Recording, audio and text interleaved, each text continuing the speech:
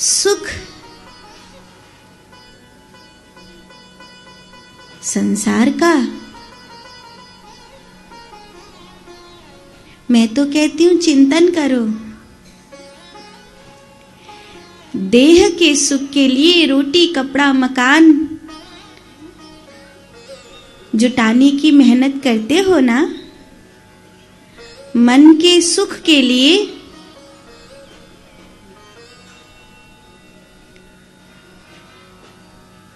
संगीत, साहित्य, प्रेम, अपनापन, भावनाएं, संबंध, इन सब का प्रबंध करते हो ना। तो जब शरीर के लिए चिंतन करते हो, मन के लिए चिंतन करते हो, तो आत्मा के लिए क्यों नहीं करते हो? अगर शरीर दुखी होता है तो समझ में आता है, मन दुखी होता है तो समझ में आता है, ये आत्मा कितने युगों से दुखी है, ये तुम्हें क्यों नहीं समझ में आता? इसको भी तो समझने का प्रयास करो। आत्मा को क्या चाहिए? आत्म तत्व को ब्रह्म तत्व से मिलना, यही उसका परम सुख है। वो ब्रह्म तत्व जिसे पाने के बाद फिर कुछ और पाना बाकी नहीं रह जाता। वो ब्रह्म तत्व जिसे जानने वाला इस संसार से सर्वथा मुक्त हो जाता है। वो ब्रह्म तत्व जिसे पाकर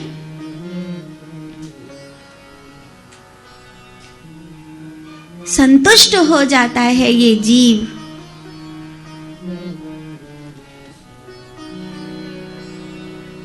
वो कब पाओगे?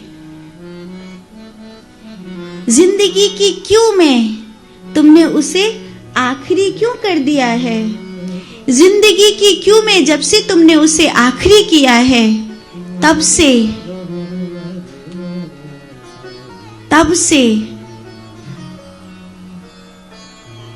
अशांत हो गए हो आप, दुखी हो गए हो आप, पीड़ा से भर गए हो आप।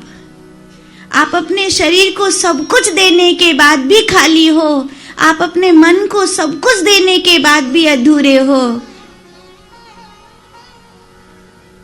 आपके जीवन में चतुर्थ आश्रम समाप्त हो गया।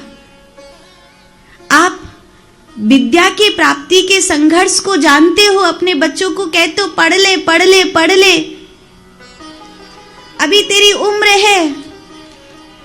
आप गृहस्थ के संघर्ष को जानते हो। थोड़ा सा बेटा बेटी बड़ा होने लगता, आप कहते हो ब्याह कर ले, बच्चा पैदा कर, ब्याह कर, बच्चा पैदा कर, कुछ कमा, कुछ दमा, कुछ आगे बढ़। अब आपका अंतिम संघर्ष एक ही है कि अपने बच्चों को अपने पांव पर खड़ा कर देना और फिर